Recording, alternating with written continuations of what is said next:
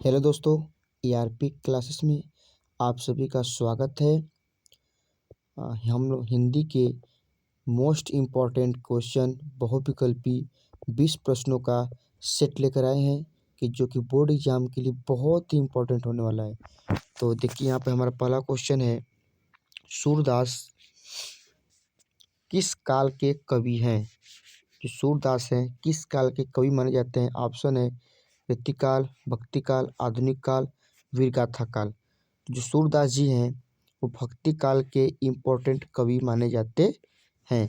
ठीक, इसके बाद हमारा क्वेश्चन नंबर सेकंड है, रामचरित मानस के रचयिता कौन है?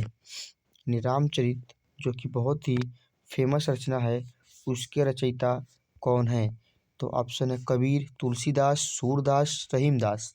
तो इस यहाँ पे करेक्ट ऑप्शन हो जाएगा option number B, Tulsidas ji हैं। कबीरदास की रचना है साखी। क्या है? साखी शबद रमैनी। ठीक, इसके बाद हमारा नेक्स्ट क्वेश्चन है, क्वेश्चन नंबर तीसरा है, कबीर की भाषा क्या है? ये कबीरदास की भाषा क्या है? ऑप्शन है ब्रज, अवधी, सुदकुड़ी, खड़ी बोली। तो जो कबीर की भाषा थी वह थी शतुक्कड़ी। क्या थी? शतुक्कड़ी, ऑप्शन नंबर सी। और इसके बाद नेक्स्ट प्रश्न है, क्वेश्चन नंबर 4, गोदान उपन्यास के लेखक कौन है? गोदान्यास उपन्यास के लेखक कौन है? ऑप्शन जयशंकर प्रसाद, प्रेमचंद, महादेव वर्मा, निराला। तो यहाँ पे इसका करेक्ट ऑप्शन है कि गोदान की उपन्यास के रचनाकार कौन है?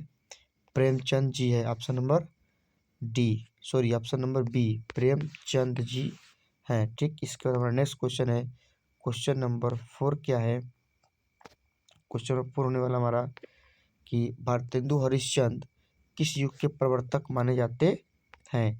भारतेंदु हरिश्चंद्र को ऑप्शन है आधुनिक युग, भक्ति काल, रीतिकाल, वीरगाथा काल, भक्ति काल, आधुनिक काल। तो भारतेंदु हरिश्चंद्र को माना जाता है आधुनिक युग का प्रवर्तक माना जाता है। Option number A is the correct. ठीक, इसके बाद नेक्स्ट क्वेश्चन है, क्वेश्चन नंबर 6 है, रस का स्थायी भाव क्या है? रस का स्थायी भाव कितने होते हैं? तो जितने रस होते होंगे उतने स्थायी भाव होते होंगे। तो यहाँ पे रसों की संख्या कितनी है? रसों की संख्या होती है 9। कितनी होती है?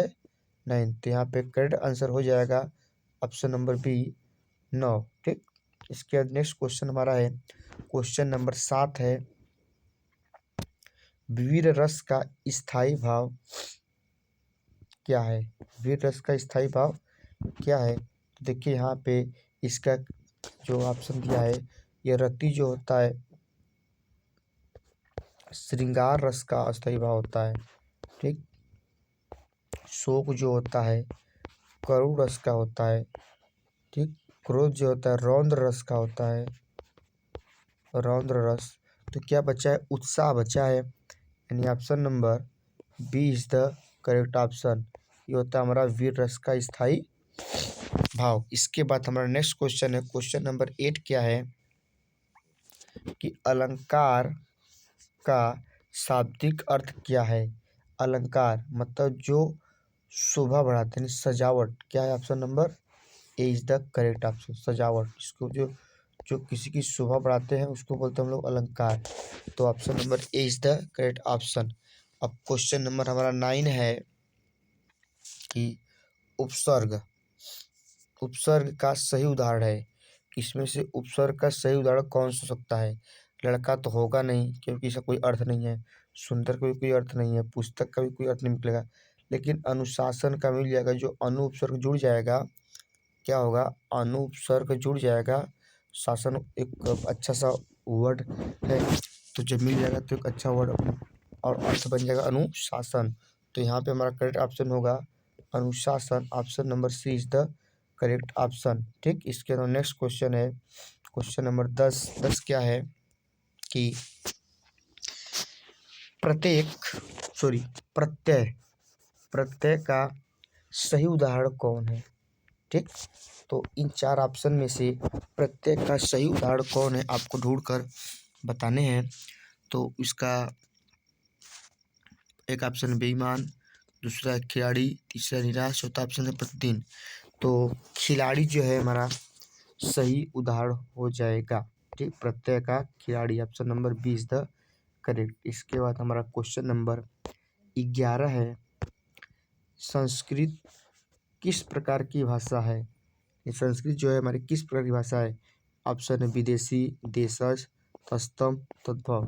तो यहाँ पे हमारा करेक्ट ऑप्शन हो जाएगा कि ये संस्कृत जो है तत्सम भाषा का शब्द है। क्या है, तत्सम भाषा का शब्द है। Option number C is the correct option. इसके बाद हमारा क्वेश्चन नंबर 12 है कि निराला, जो निराला जी हैं का पूरा नाम क्या है। तो इनका पूरा नाम है Suryakant Tripathi Nirala. Option number A is the correct, Suryakant Tripathi Nirala. इसके बाद हमारा क्वेश्चन नंबर 13 है, कामायनी किसकी रचना है। कामायनी हो गया, आशु हो गया, लहर हो गया। ठीक, सब क्या है, ये सब रचनाएं बहुत ही फेमस है, जयशंकर प्रसाद की रचनाएं मानी जाती है। Option number 20 the correct option. अब यहाँ पर कुछ प्रेमचंद की रचनाएं, जैसे गोदान हो गई, गबन हो गई, गोदान, गबन। ठीक, इसके बाद हमारा नेक्स्ट क्वेश्चन है, क्वेश्चन नंबर 14 है कि पद किस काव्य विधा से संबंधित है। तो ऑप्शन है कथा, नाटक, गीत, निबंध। तो इसका करेक्ट ऑप्शन हो जाएगा गीत से संबंधित है। किससे, गीत से। Option number C is the correct option. इसके बाद हमारा क्वेश्चन नंबर 15 है, लोकोक्ति का अर्थ क्या है। यानी लोकोक्ति का अर्थ क्या होता है। ऑप्शन है मुहावरा, कहावत, शब्द, काव्य। तो इसका जो है कि करेक्ट ऑप्शन हो जाएगा, लोकोक्ति का अर्थ होता है कहावत। ने जो कहावतें कहे तो उसको हम लोग क्या बोलते हैं, लोकोक्ति। Option number 20 the correct option. इसके बाद हमारा क्वेश्चन नंबर नेक्स्ट है 16 नंबर। क्या बोल रहा है क्वेश्चन, मुहावरे का प्रयोग किस में होता है। तो ऑप्शन है शब्द में होता है, वाक्य में होता है, अक्षर में होता है, ध्वनि में होता है। आप लोग सुनेंगे ना कि निम्न मुहावरों का अपने वाक्यों में प्रयोग कीजिए। क्या बोलता है, अपने वाक्यों में ना, मतलब इसका वाक्य में प्रयोग होता है। कहाँ होता है, वाक्य में। Option number 20 the correct option. इसके बाद हमारा क्वेश्चन नंबर नेक्स्ट है 17 नंबर है कि ऋतुकाल में किसका वर्णन अधिक होता है। ऋतुकाल में किसका वर्णन अधिक से अधिक होता है।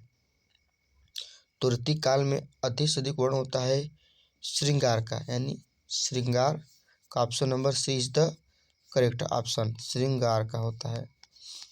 ठीक, इसके बाद हमारा नेक्स्ट क्वेश्चन है, क्वेश्चन नंबर 18 है कि तद्भव शब्द का उदाहरण कौन सा है। तद्भव का उदाहरण कौन सा है, अग्नि है, जल है, दूध है, मित्र है। एक होता है तद्भव, एक होता है तत्सम। एक होता है तद्भव, एक होता है तत्सम। तो यहाँ पे तद्भव बोला है, मतलब शुद्ध नाम पूछ दिया है। तो यहाँ पे कौन सा ऑप्शन हो जाएगा, ऑप्शन नंबर हो जाएगा तुम्हारा सी, दूध हो जाएगा। क्या होगा, दूध हमारा तद्भव शब्द है। ठीक, तत्सम बोला होता तो तब दुग्धम हो जाता। ठीक, तो इसके बाद हमारा नेक्स्ट क्वेश्चन है, क्वेश्चन नंबर 19 है कि महादेवी वर्मा किस विधा के लिए प्रसिद्ध हैं। जो महादेवी वर्मा, ऑप्शन है कहानी, निबंध, कविता, नाटक। तो महादेवी वर्मा जी हैं जो कि कविता के लिए बहुत ही फेमस मानी जाती है। यहाँ पे इसका करेक्ट ऑप्शन हो जाएगा सी नंबर। इसके बाद हमारा नेक्स्ट क्वेश्चन हमारा क्या है, नेक्स्ट क्वेश्चन हमारा है और लास्ट क्वेश्चन इस सेट का, क्वेश्चन नंबर 20 है कि खंड काव्य का उदाहरण कौन सा है। यानी ऑप्शन है चामृतमानस, कामायनी, साकेत, गोदान। तो इसका आंसर आप लोग कमेंट में बताइएगा। ठीक, और चैनल को सब्सक्राइब कीजिए और इसी प्रकार इस पर सेट आता रहेगा। इसका तो हम बता रहे, इसका आंसर देख लो। इसका करेक्ट आंसर होगा साकेत एक खंड काव्य है। ठीक, धन्यवाद। और वीडियो को बहुत लोगों के पास शेयर कीजिए, दोस्तों के पास। चैनल को सब्सक्राइब कीजिए, क्योंकि इस प्रकार के वीडियो आपको हमेशा सेट प्रकार के 20-20 क्वेश्चन के सेट प्रोवाइड किए जाएंगे। धन्यवाद।